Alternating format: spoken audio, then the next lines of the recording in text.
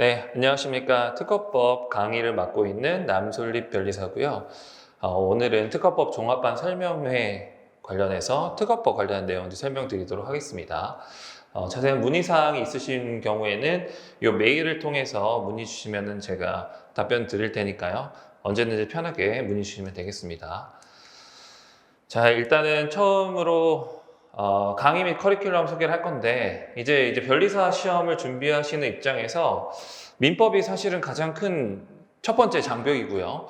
그 다음 장벽으로는 이제 특허법이 있습니다. 왜냐하면 특허법 자체가 양으로만 따졌을 때는 민법보다는 작습니다. 민법보다는 작긴 하지만 그 난이도에 있어서 민법은 좀 실체적인 부분들이 많아서 실생활에 대입시킬 수 있는 내용들이 많아서 좀 흥미롭고 좀 쉽게 갈 수 있는 내용들이 있지만 특허법은 워낙 생소한 분야의 어떤 학문이기도 하고 여러분이 변리사를 준비하면서 아마 처음 보실 법이기 때문에 어려움이 있으실 겁니다. 그리고 추가적으로 내용 자체도 특허 상표 디자인 합쳐서 40문제 중에 특허가 20문제를 차지하고 있다 보니까 그 비중에 있어서도 민법 다음으로 중요한 과목이라고 할 수 있어요.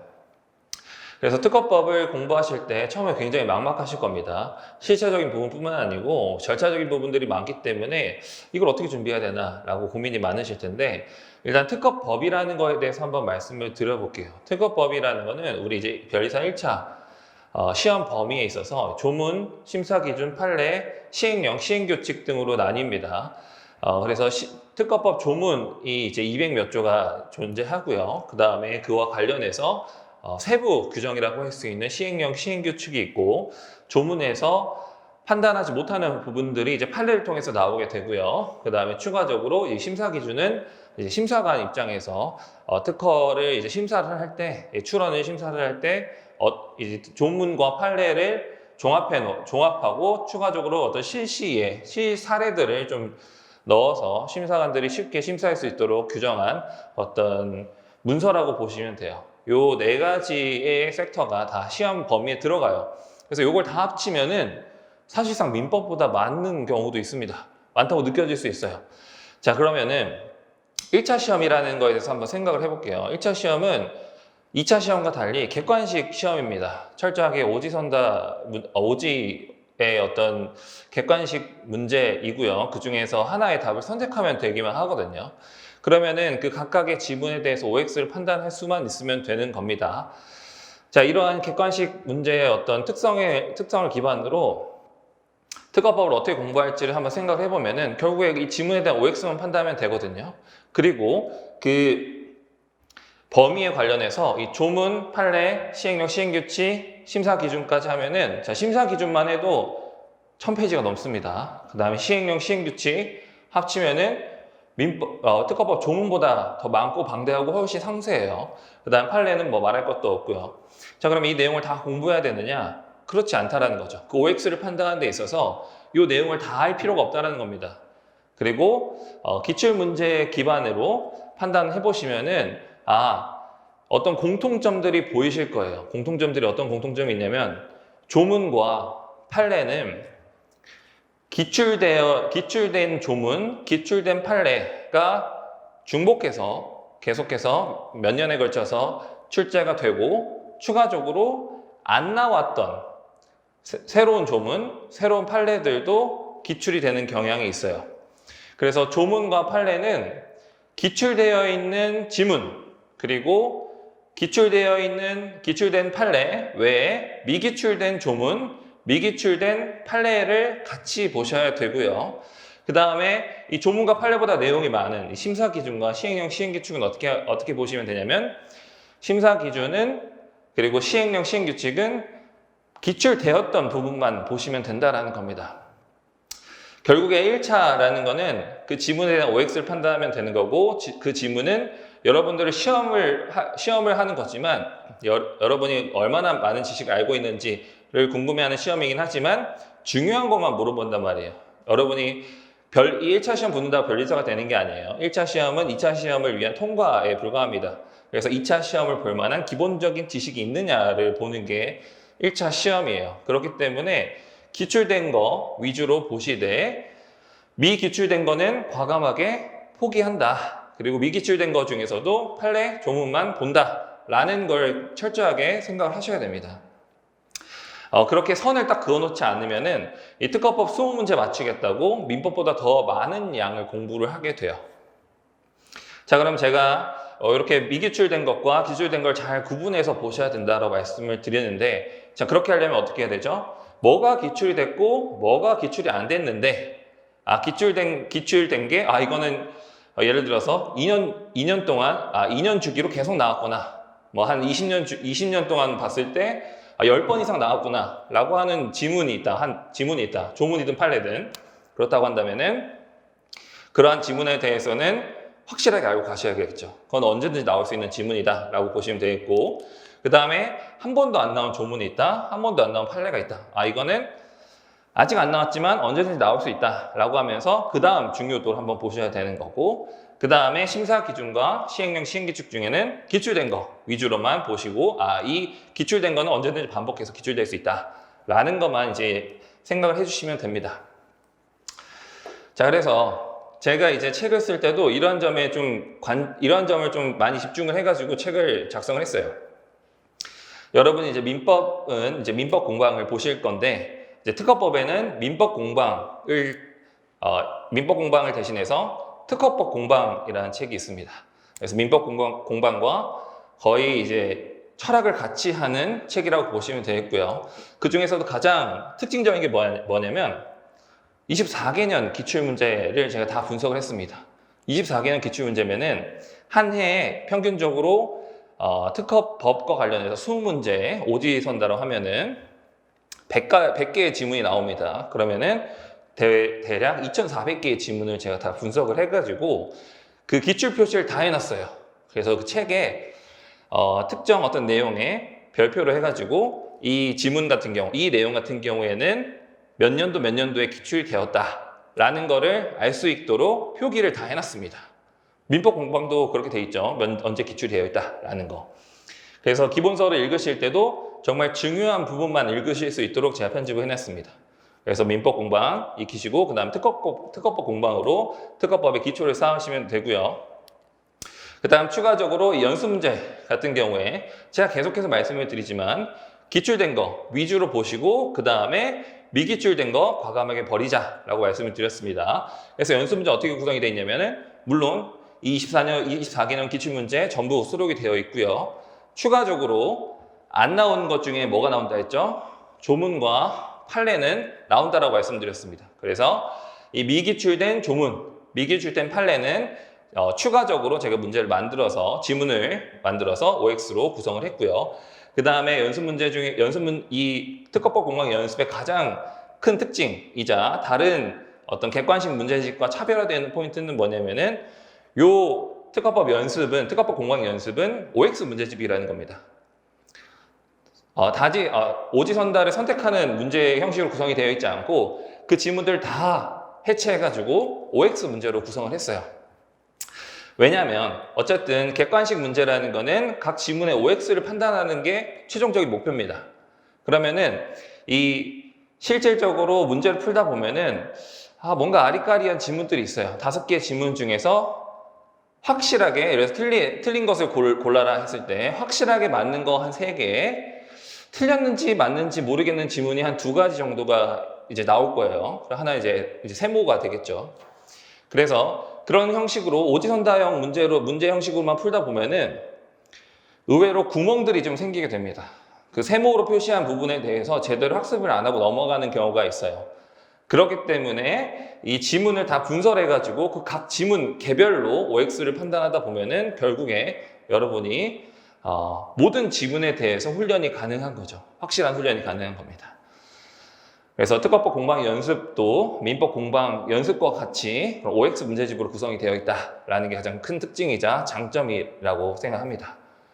그 다음에 이제 조문, 이거는 뭐냐면은 특허법 조문, 특허법 시행령, 시행규칙, PCT 이런 조문들을 실용신안까지 묶어가지고 조문집을 구성을 했는데 단순히 그냥 조문을 끌거다가 편집을 한 게 아니고 그 각 조문에 대해서 예를 들어서 뭐 2조면 2조, 29조 1항이면 1항, 29조 2항이면 2항 이런 게 신규성, 진보성 관련한 조문들인데 각 조문에 대해서 판례 그리고 기출 지문들을 다 넣어놨습니다.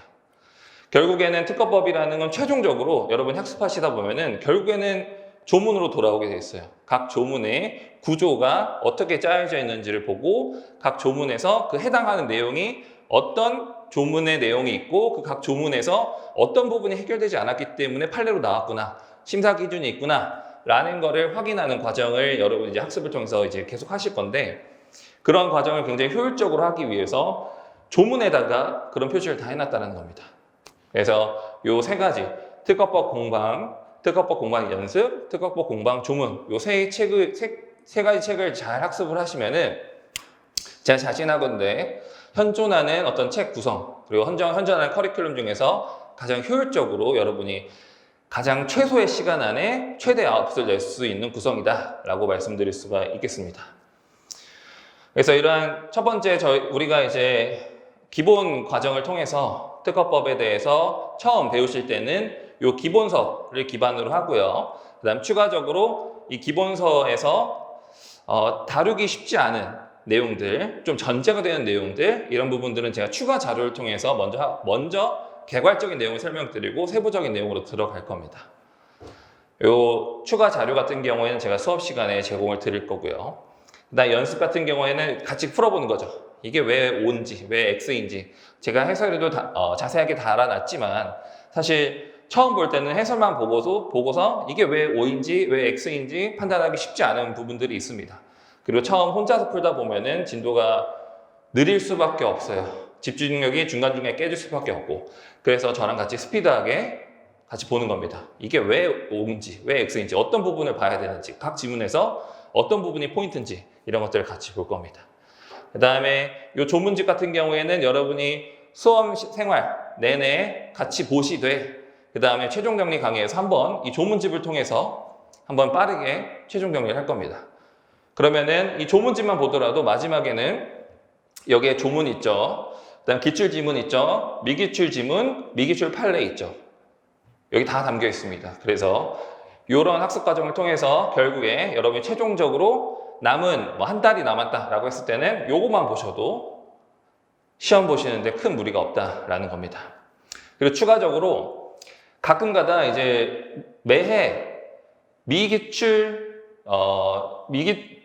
조문이랑 미기출 판례가 나오는 경우가 있는데, 그 경우에는 아무래도 이렇게 계속 말씀을 드려도 좀 학습이 안 되는 경우가 있어요. 학습이 안 되는 경우가 있는데 그걸 틀려도 18문제 이상은 충분히 맞출 수 있다라는 겁니다.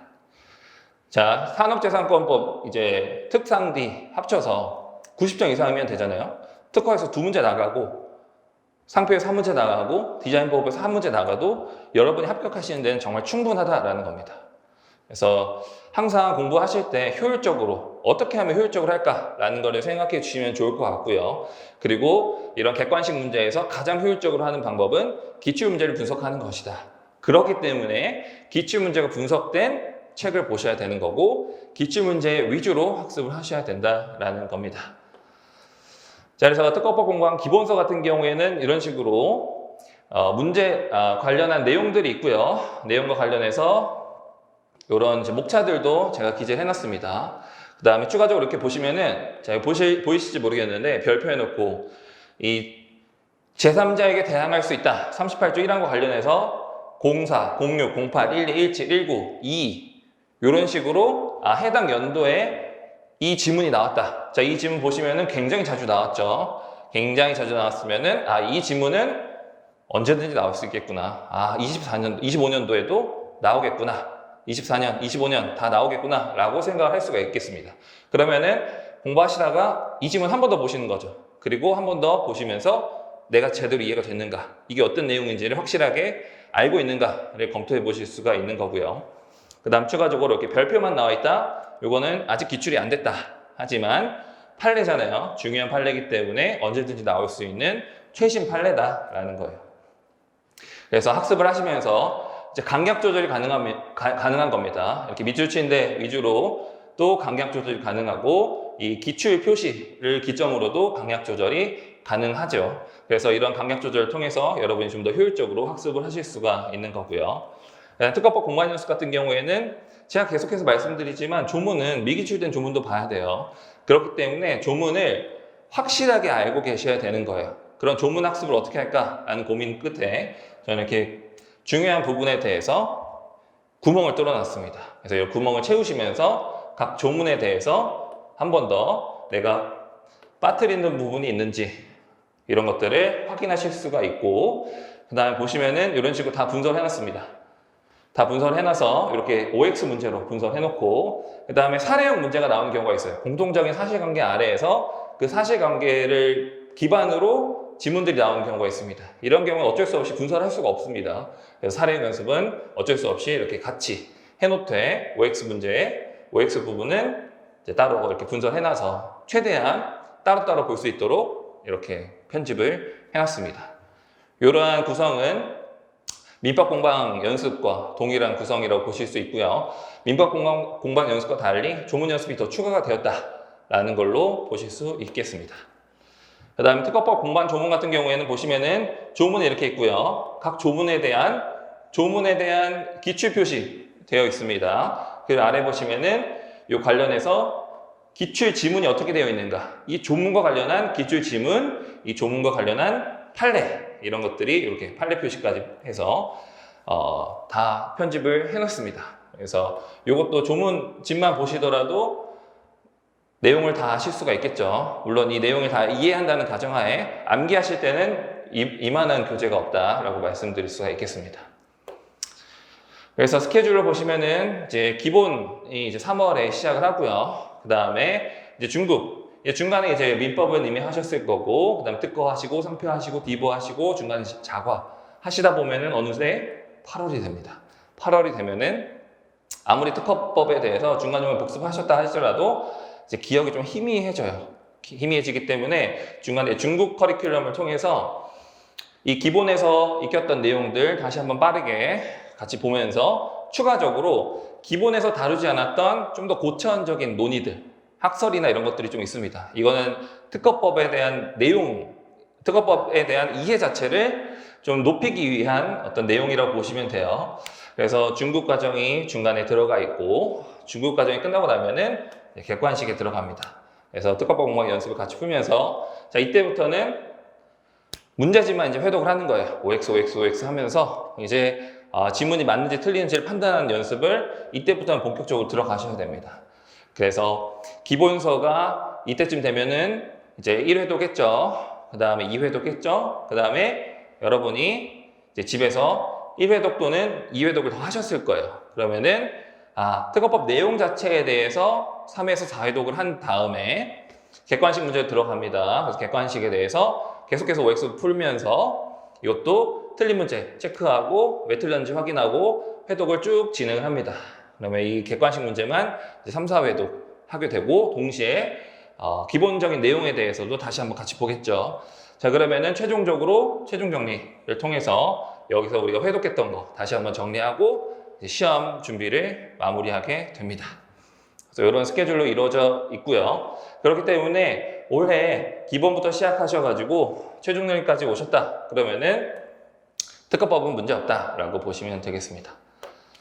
네, 그래서 이번 종합반에서는 이 중국 강의가 이제 포함되어 있는 패키지가 있고, 중국 강의가 다 포함이 되어 있지만 중국 강의 이렇게 따로 분리가 되어 있는 수업도 있고요. 중국 강의랑 기본 강의 같이 하는 수업도 있습니다. 어떤 수업을 하실지는 여러분의 선택이지만 제 생각에는 이렇게 효율적으로 한번 보고 다시 한번 보고 그 다음에 객관식으로 넘어가는 게 여러분 학습에 있어서 가장 효율적인 방법이다라고 보시면 될 것 같고요.